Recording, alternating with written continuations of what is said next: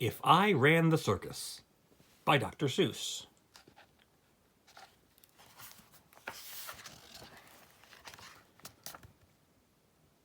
In all the whole town, the most wonderful spot is behind Sneelock's store in the big vacant lot. It's just the right spot for my wonderful plans, said young Morris McGurk, if I'd clean up the cans. Now a fellow like me, said young Morris McGurk, could get rid of this junk with a half-hour's work. I could yank up those weeds, and chop down the dead tree, and haul off those old cars. There are just 2 or 3. And then the whole place would be ready, you see. All ready to put up the tents for my circus. I think I will call it the Circus McGurkus. The Circus McGurkus, the world's greatest show on the face of the earth, or wherever you go. The Circus McGurkus, the cream of the cream. The Circus McGurkus, the Circus Supreme. The Circus McGurkus, colossal, stupendous, astounding, fantastic, terrific, tremendous. I'll bring in my acrobats, jugglers, and clowns from 1,033 faraway towns. But the place that you'll see 'em in, ladies and gents, right behind Sneelock's doors in the great McGurk tents.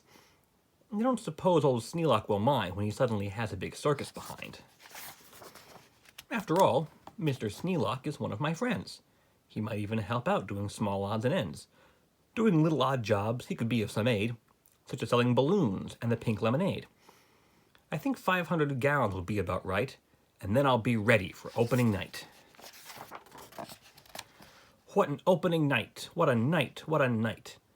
I'll hoist up the curtains, the crowd will crowd in, and my Circus McGurkus will promptly begin, with a welcoming toot on my welcoming horn, by my horn-tooting apes from the jungles of Jorn, where the very best horn-tooting apes are all born, 'cause the very fresh air there is fine for their lungs, and some of those fellows have 2 or 3 tongues.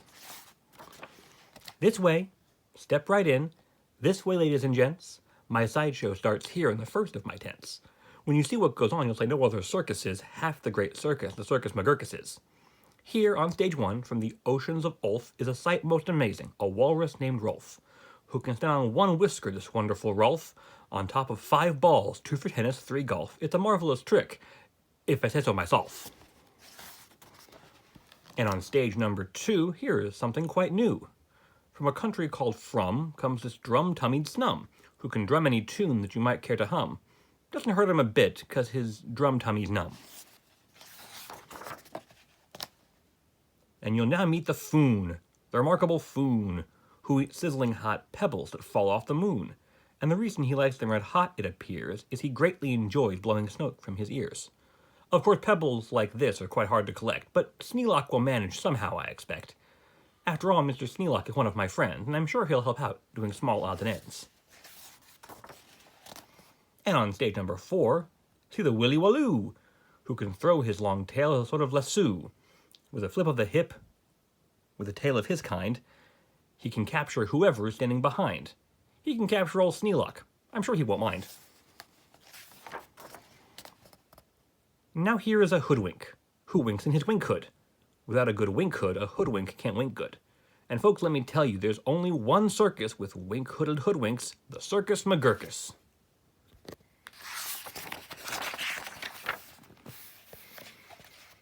The show of all shows, there's no other showman who shows you a show with a blindfolded bowman. The blindfolded bowman from Brigger Baroot, the world's sharpest sharpshooter. Look at him shoot! Through the holes in 4 donuts, 2 hairs on a worm, and the knees of 3 a bird without making them squirm. And then on through a crabapple up on the head of Sneelock, who likes to help out, as I've said. And now come to this spot where the spotlight is hot, and you'll see in the spotlight the juggling Jot, who can juggle some stuff you might think he could not, such as 22 question marks, which is a lot, also 44 commas, and also 1 dot. That's the kind of a Circus McGurkus I've got. But that's just my sideshow. A start, a beginning. This way to the big tet, you'll find your head spinning. Why, ladies and gentlemen, youngsters and oldsters, your heads will quite likely spin right off your shoulders. So hurry, step lively, quick, ladies and gents, and get into your seats in my tent of all tents. My parade of parades is about to commence. You'll see Drum Major Sneelock fling-flang his baton, and my organ McGorgan McGurkus come on.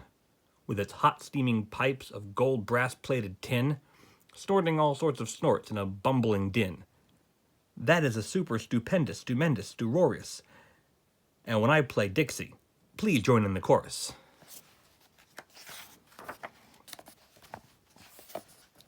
Then a fluff-muffled truffle will ride on a huffle, and next in the line a fine flummox will shuffle. The flummox will carry a lurch in a pail, and a fibble will carry the flummox's tail. While on top of the flummox, 3 harp-twanging snarp will twang mighty twangs in their 3-snarper harp. While a bolster blows bloops on a 3-nozzled blueser, a nolster blows floops on a 1-nozzled nooser, and then comes a lion who's partly a trout. Then more stuff, for 45 minutes about.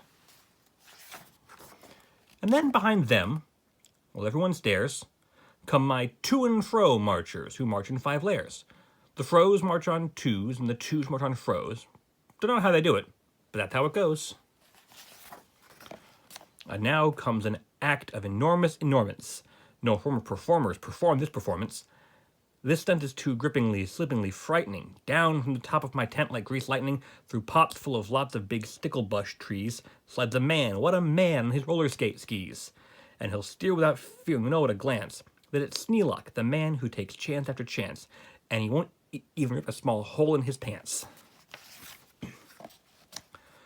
And now here, in this cage, is a beast most ferocious, who's known far and wide of the spotted atrocious, who growls, howls, and yowls the most blood-curdling sounds, and each tooth in his mouth weighs at least 60 pounds. And he chews up and eats with the greatest of ease things like carpets and sidewalks and people and trees. But the great Colonel Sneelock is just the right kind of a man who can tame him. I'm sure he won't mind. Then I'll let Sneelock off for a few minutes' rest, while high over your head you will see the best of the world's finest, fanciest, breezy trapezing, my Zoomazoop troop from West Upper Bendeezing, who never quite know, while they zoop and they zoom, whether which will catch what one or who will catch whom, or if who will catch which by the what and just where, or just when and just how in which part of the air.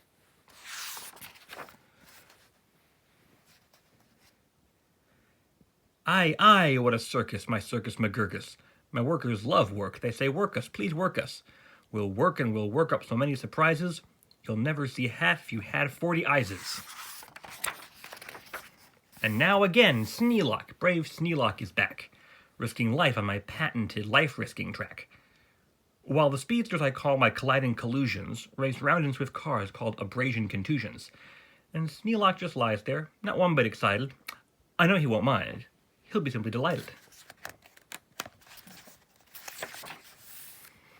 And here, in a contest of brute strength and muscle, Kid Sneelock, my champ of all champs, will now tussle and wrestle a beast called the Grizzly Ghastly, and slap him around, then he'll slam him down fastly, and pin both his shoulders tight flat to the mat.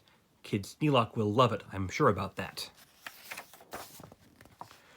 And while that goes on there, look at this go on here. Have you heard of my herd of through horns jumping deer? Every deer jumps through horns of another pell-mell, while his horns are jumped through at the same time as well, by a deer whose horns also are being jumped through by another who's having his horns jumped through too, which I'm sure trainer Sneelock can train them to do. Then the whole tent will ring with hoorays and wild shouts when I wheel in my whales and they turn on their spouts. First my whale number 1, with an aim that aims true, spouts a spout that spouts Sneelock to whale number 2. And then whale number 2 spouts his spout like a gun, and that spout spouts old Sneelock right back to whale 1. Then forwards and backwards on spout after spout, my great spout rider Sneelock gets spouted about, just as long as the water they're spouting holds out. Then my tournament knights, noble apes without fears, Sir Hector, Sir Vector, Sir Bops, and Sir Beers, Sir Hawkins, Sir Dawkins, Sir Jocks, and Sir Jeers, clatter into the tent, and while everyone cheers, stage a roustabout joust with their boxing glove spears. And while all this wild ruckusing goes on below, at the top of the tent, look, the star of my show, great daredevil Sneelock, the world's bravest type. He comes pulled through the air by 3 Subrian snipe, on a dingus contraption attached to his pipe, and while people below are all turning chalk white, and all biting their fingernails off in their fright, great Sneelock snores up to a terrible height. Then he shakes himself loose, he starts down in a dive, such as no man on earth could come out of alive. But he smiles as he falls, and no fear does he feel. His nerves are like iron, his muscles like steel, and he plunges down, down, with his hair still combed neat, 4,692 feet. Then he'll land in a fishbowl. He'll manage just fine. Don't ask how he'll manage, that's his job, not mine. Why, he'll be a hero. Of course he won't mind, when he finds that he has a big circus behind.